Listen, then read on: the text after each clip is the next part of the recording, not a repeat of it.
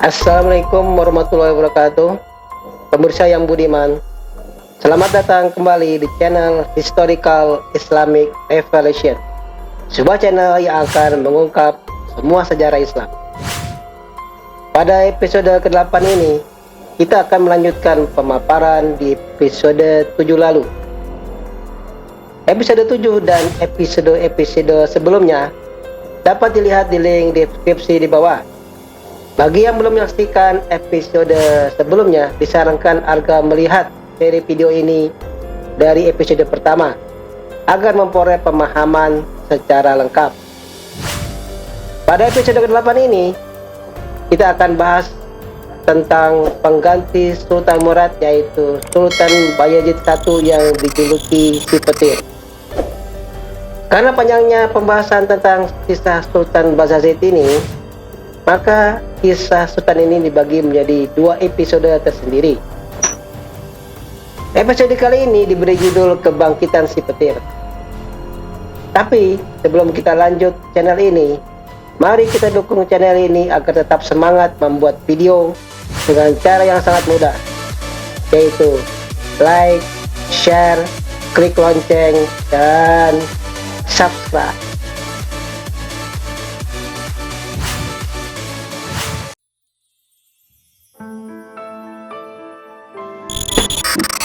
Begitu naik tahta, Sultan Bayezid langsung mengeluarkan kebijakan politik yang kontroversial, yaitu mengadakan perjanjian kerjasama dengan kerajaan Serbia. Padahal Serbia adalah inisiator perang Pantelleria dan perang Maritsa, perang antara Utsmaniyah dengan koalisi Eropa di masa ayahnya berkuasa. Tampaknya tujuan Sultan mengambil kebijakan ini adalah menjadikan Serbia sebagai bemper wilayah Utsmani di Balkan dari serangan Hongaria. Tetapi istilah perjanjian kerjasama tidaklah tepat. Yang lebih tepat adalah aneksasi terselubung, karena faktanya, 1. Sultan Bayezid yang memberikan izin kepada siapa yang berkuasa di Serbia.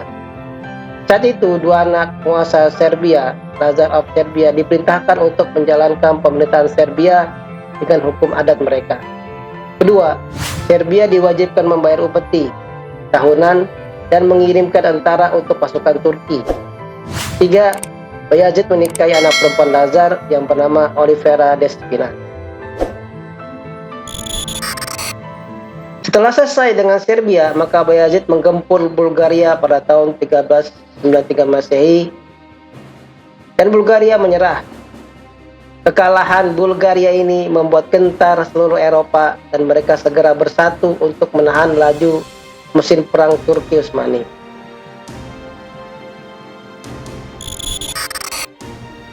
Tahun 1394 Masehi, Sultan melakukan pengopongan kota Konstantinopel. Dengan pengopongan ini, akhirnya Sultan mampu memaksa Kaisar Bizantin untuk membentuk Mahkamah Islam yang bertugas sebagai lembaga peradilan bagi kaum muslimin di dalam kota Konstantinopel.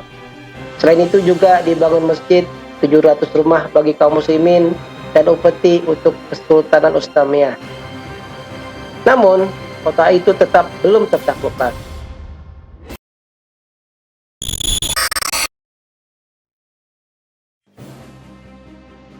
Kaisar Bizantin kala itu mencoba membentuk pelang sarip baru untuk menghadapi Sultan Utsmani ini.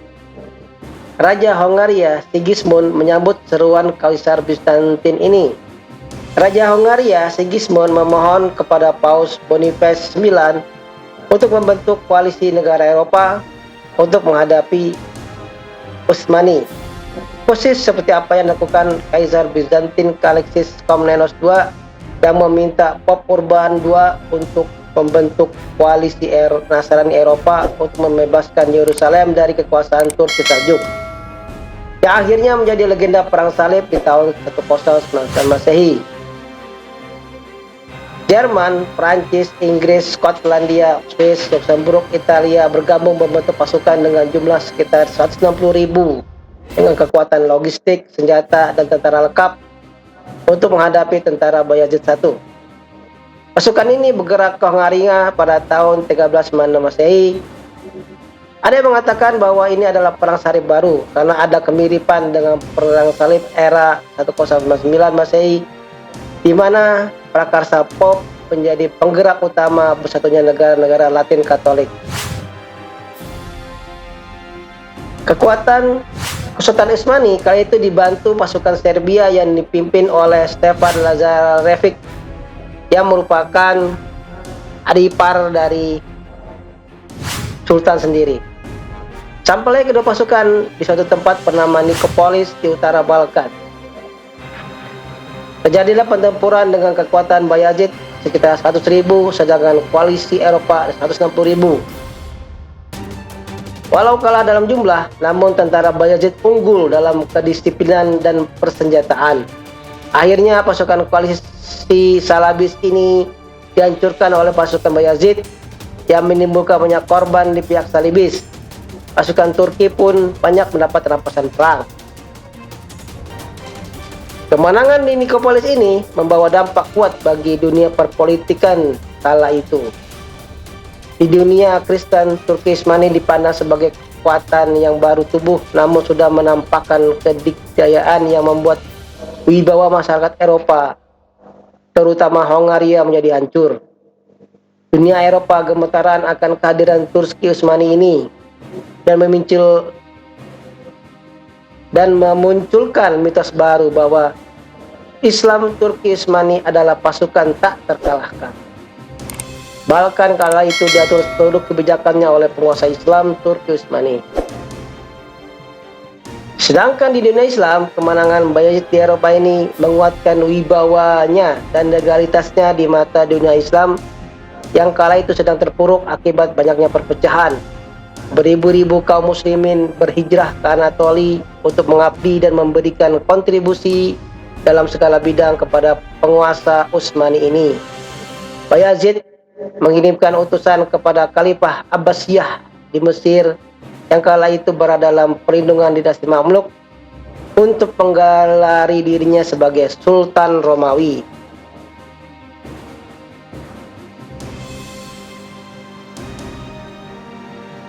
Bayazid diberi gelar Sultan Romawi karena dalam masa pemerintahannya beliau berhasil mempersatukan kembali wilayah Turki Saljuk di Anatoli yang sempat terpecah-pecah akibat perebutan kekuasaan antar putra mahkota.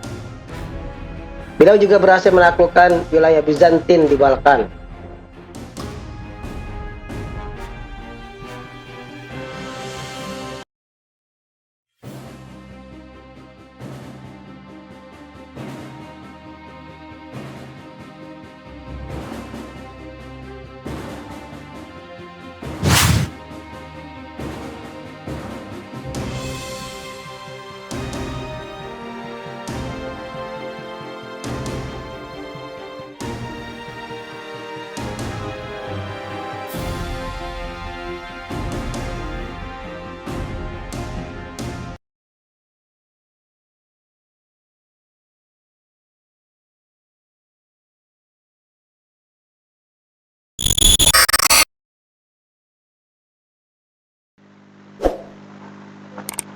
Setelah kekalahan Crusader di pertempuran Nikopolis, penguasa Konstantinopel makin ditekan oleh Sultan Bayazid I. Beliau memimpin sendiri untuk mengadakan pengepungan lagi terhadap Konstantinopel dan meminta Kaisar Bizantin agar segera menyerahkan Konstantinopel. Pengepungan ini dilakukan dengan ketat dan rapi sehingga kota ini hampir-hampir saja takluk. Seluruh Eropa menanti dengan cemas detik-detik jatuhnya ibu kota Bizantin ini yang memang menjadi target hampir seluruh raja-raja Utsmaniyah untuk ditaklukkan. Sebuah obsesi yang diilhami oleh hadis Rasulullah tentang kemuliaan pasukan yang berhasil menaklukkan kota ini. Tak kala menunggu hari-hari kejatuhan kota yang menjadi nubuat Rasulullah ini, tiba-tiba Sultan membatalkan pengepungannya dan bersiap-siap menghadapi bahaya besar lain yang mengancam kesultanannya di Anatoli, yaitu ancaman perang dari Timur Leng, penguasa Islam dari Samarkand, reinkarnasi kekuatan Mongol.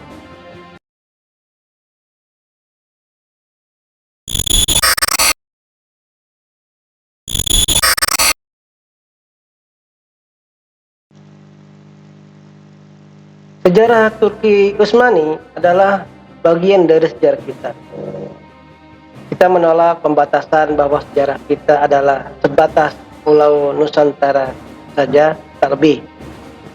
Sejarah kita adalah sejarah Khulafaur Rasyidin, Bani Umayyah, Bani Abbasiyah, dan semua kesultanan Islam yang semuanya dimulai dari sejarah Nabi Shallallahu Alaihi Wasallam.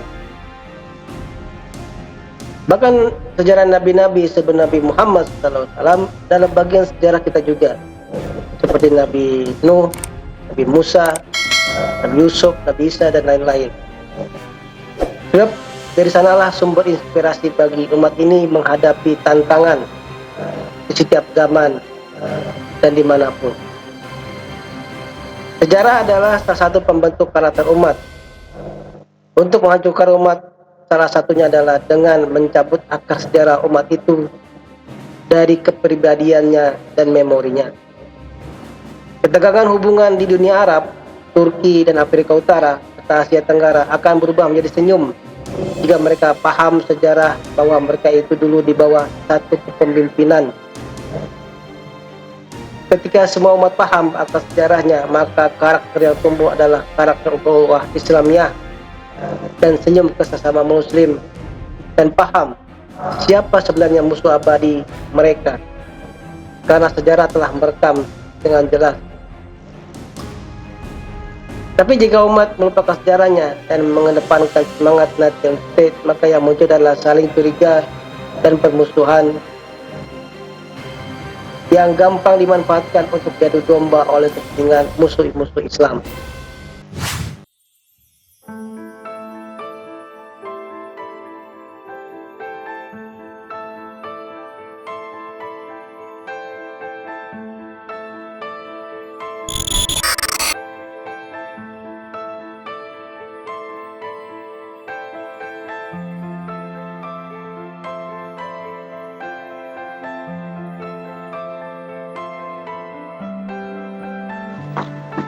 Banyak kaum kafir yang menuding bahwa Islam adalah agama kekerasan dan agama pedang karena penyebarannya dilakukan dengan peperangan.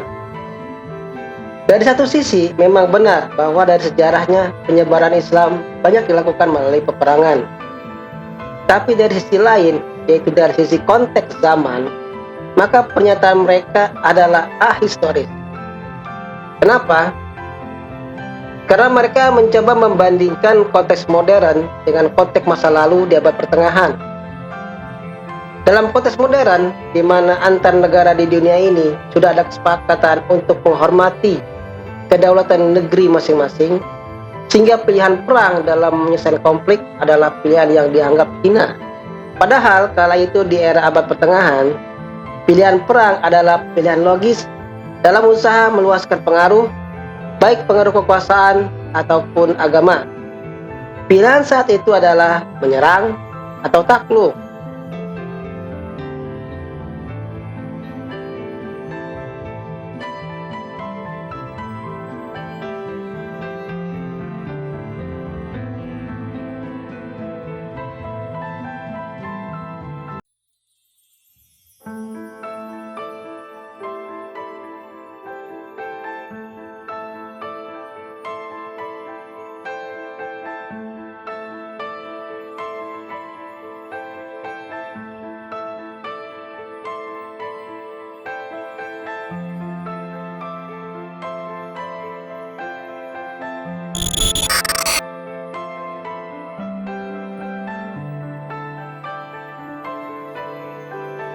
Sejarah Turki Utsmani juga menunjukkan bahwa secara genuin Islam adalah agama dunia dan penguasa dunia. Negara-negara Eropa dan Amerika yang sekarang berlaku takabur dan zalim, dulunya nenek moyang mereka pernah gemetar ketika berhadapan dengan kekuatan Islam.